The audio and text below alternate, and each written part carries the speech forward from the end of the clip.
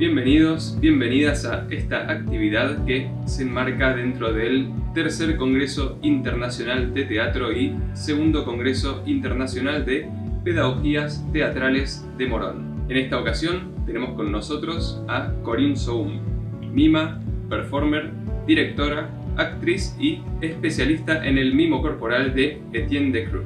Corinne Soum es internacionalmente reconocida por haber fundado, junto con su pareja Steve Wasson, en 1984, la Escuela de Mimo Corporal Dramático de París. Posteriormente, muda tanto su compañía como su escuela hacia Londres primero y luego hacia Wisconsin, donde reside actualmente y donde conforman el proyecto teatral de la Iglesia Blanca, junto también con Steve. Corinne además es internacionalmente reconocida por haber sido una de las dos últimas asistentes personales y artísticas de Etienne Decroux. En 2018 fue galardonada con el premio por la sobresaliente contribución al arte del mimo por la World Mime Organization. Corinne ha dedicado más de 40 años de su vida a difundir y expandir las posibilidades de nuestro arte. Es un honor para nosotros tener la oportunidad de poder hablar hoy con ella. Así que sin más, los dejo con la entrevista. Hello, Corinne. We are very grateful, and it's really an honor to me to have you here with us. I'm gonna start with a simple question. So, could you tell us about when you knew for the first time the corporeal mime? How did you enter that universe? Well, interesting question. So originally I come from the world of dance and gymnastics. I graduated from a school called l'École Irène Popard, which was a very innovative school in Paris, so during the 70s. And then the head of that school had been a woman who used to frequent theater people, and she was, in particular, she was the one that choreographed, dance and walks and entrance and exit in the plays of Le Théâtre de l'Atelier, which was a very famous theater, the theater of Charles Dullin. In that same theater of Charles Dullin, Etienne Decroux was one of the main actors. So Madame Simone Kaki, the head of Irène Popard School, and Etienne Decroux knew each other. And at the end of my studies at l'École Irène Popard, Madame Simone Kaki told me, I think you should study mime. And I said, why? And she said, because you are a good dancer, but I think you have more theatrical quality. So go ahead and do mime. The same day, funny enough, my mother, which was a very cultivated person and very acquainted with everything that was happening culturally in France, told me, I think you should study mime. So the same day, exactly the same day. Wow. The Madame Simone Kaki in the morning, my mother in the afternoon. So the next day, I started to look for where can I study mime, and little by little, I found Etienne Decroux School, and it was very simple to be a student at Etienne Decroux School in that time. You just have to phone and say, can I come? Then Madame Decroux would say, yes, you can come. And then you would come, and then you would start. So that's how I started. And it was the late 70s. Wow. And that's really a coincidence, the issue with your mother and your teacher. Yeah. And then the first day, if I may add something, the first day I came to Etienne Decroux School, I knew I was in the right place, immediately. Okay, and how was that process, right? When you start going to the school of Etienne, and like how do you become so close, right? Well, at first I started as a simple student, and like I just said, I thought this is amazing. This is everything I'm looking forward to, because it's movement and it's theater at the same time. So I had both, input that were very important to me. And then at that time, in the late 70s, he had a lot of students, so I was nobody in particular, but little by little, he noticed me, and then I was promoted to what he called the ancien class, so like the most advanced class, and then little by little we became closer and closer, and Steve was part of that equation as well. Then we left, we got married, and then we came back and became assistant. Did you have any experience in teaching outside the school of Etienne? Yes, we both of us had the experience about teaching. Steve had been teaching at the National Theatre School in Amsterdam, and I didn't have any teaching experience in mime, except because of the dance school I followed the study from. I had a lot of experience in teaching dance to all kind of category of people. So children, teenager, adults, women, men. So this helped me very much to understand how to teach corporal mime. Oh, okay. And then, then when we were assistant with Steve, to teach at his school was very much under Etienne Decroux guidance. So he would tell us, okay, I expect you to teach such exercise in this class, or something else in this other class. And then he was present, which was, by the way, kind of difficult to teach in front of him, but then it gave us that amazing experience of teaching his technique. Do you see any differences between this type of pedagogy of way of teaching and the ones that is placed in other types of mime or physical theater or just theater? And what are your experience teaching with the body and that? Yeah, that's also an interesting question. I don't have any experience in what's called pantomime. Okay, my experience with mime is only and purely from Etienne Decroux, so from corporal mime, from A to Z.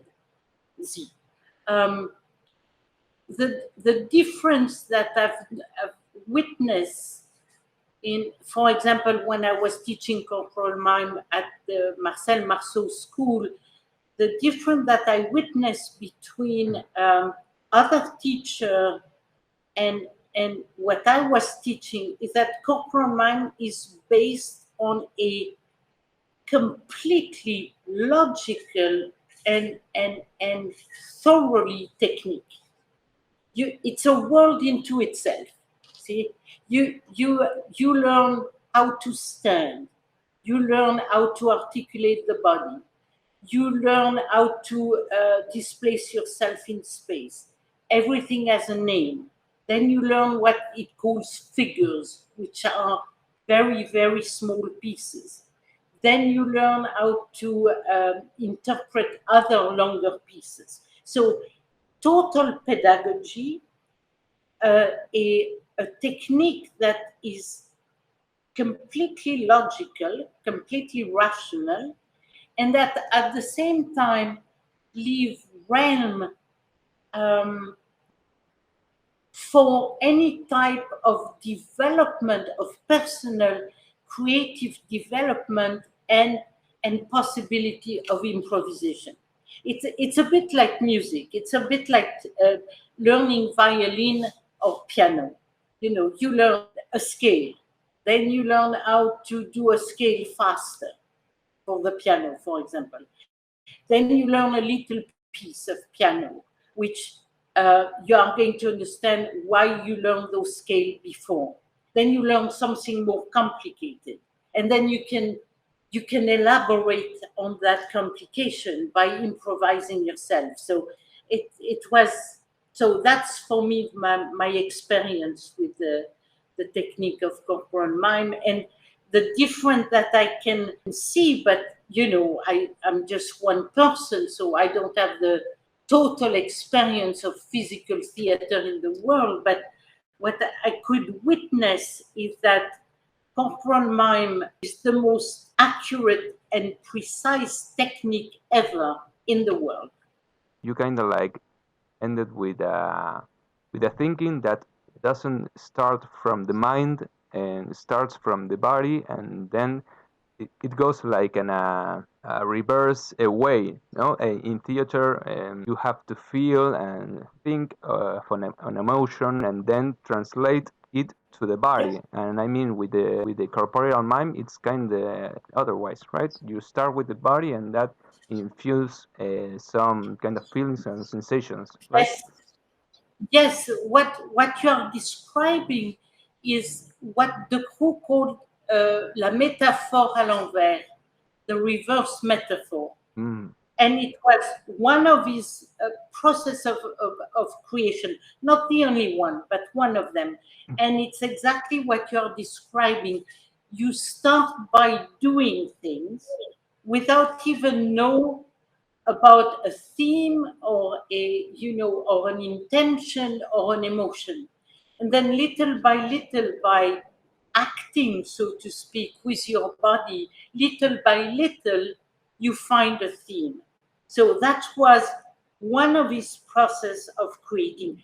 Now, there is the reverse as well. Okay, so what you were mentioning when you say in traditional theater, you start with an idea or an emotion, and then little by little you develop it. This exists also in corporal mime. If you see like a piece like The Factory or a piece like The Carpenter, those pieces were created not through la métaphore à l'envers, not through the reverse metaphor, but clearly with the theme at first in the mind of the crew. Like for The Factory, okay, how can I portray the hard labor in a factory? How can I stylize the movement that are happening in a factory? How can I convey to a public how difficult it is to work in a factory?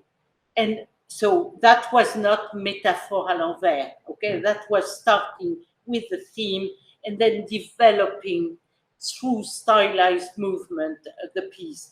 Same thing when he did The Carpenter. Obviously, he didn't suddenly start to use a wood plane like that, you know, for no reason. He wanted to portray the work of the carpenter. So what is very interesting for me, for Steve, and for everybody who studied this is that you have both approach. You can start with a theme, you can start with an idea, you can start with an emotion, you can even start with a text or a music, and you can start with nothing. And obviously, at the end, the two come together. How do you think being a woman affected your personal career in mime and theater? Well, you know, so I didn't have any special difficulty from the beginning because in the world of dance, there is no problem for women. For sure. Then you go to the world of gymnastics, same thing. Then you go to the world of mime, and Decroux, since the beginning, had included mime in women in his mime creation. You know, even if you look at one of his first pieces, the Primitive Life, La Vie Primitive, he did it at first with his wife. So from the beginning, women had a huge place in his pedagogical researches and in his creation. So when I first started at Etienne Decroux, I didn't feel any problem of being a woman. I mean, Decroux treated men and women equally. You know, he got angry with men and women when they were lazy. Equally severe. He got happy with men and women when they did what he wanted them to do. So I never felt any differences in treatment. Then to go into the professional life, that was another story. Luckily enough, I got married with a man, Stephen, who was completely like Decroux, you know, so no problem between men and women. And then, yes, in some occasion, in teaching, I could feel, and that was especially true at l'École Marcel Marceau, I could feel a sort of stupefaction of men thinking, oh, I'm going to be taught mime by a woman. But that was usually solved very quickly in 2 or 3 lessons, because they saw that I'm saying that in all humility, but they saw that I knew what I was talking about, you know. So the technique was so rigorous and so precise that little by little, men that were a little bit, a woman, okay, they lighten up, and they saw that, okay, I'm here to learn the technique, and that woman has a way to teach me that technique.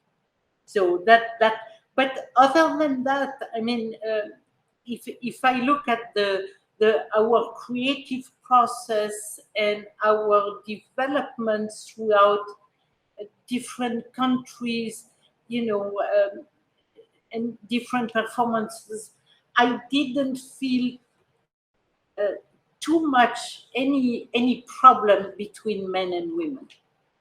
Didn't you feel sometimes that women were tend to have some kind of stereotyped role in the scene? I mean, in the scenery, right? No, so okay, 2 things. So in Etienne Decroux repertoire, absolutely not. Okay. You know, for example, he put women in the factory, you know, so he put women in the piece called The Tree. So there were nothing in Etienne Decroux repertoire that I would call stereotype. Okay. It's not like, you know, the woman always should be like a sort of the pretty one on the side. Never like that in the repertoire of Etienne Decroux. Then after the repertoire of Etienne Decroux, my experience was with creating our own company with Steve. So, you know, I had the role that Steve and I thought I would be good at without any kind of stereotype. Now, what I've not experienced was to be in different mime companies. So I don't know. No. You know, maybe women who go through many different type of mime companies, maybe they feel that way. But because my experience is was to move from Etienne Decroux to our own company, I didn't suffer from any type of stereotypes. And so I'd like to finish this interview by asking you about your recent projects, and maybe you want to tell us about the White Church Theater project and what is it about and why are you there and not in London and that history. Well, we stayed in London 19 years, Oof. and we had a school that had a 3 years program and with a diploma at the end of 3 years and the possibility of studying more and longer. And then this was wonderful for many, many years. And then an administrative catastrophe happened in England where it became more and more difficult for students to get a visa to come to study with independent school like us. So, for example, people from Argentina could only come 6 months. People from Brazil only come for 6 months, and that really put a sort of stop to our school because we had so many people from different parts of the world. I think in 19 years in London, we had, I would say, 6 English students.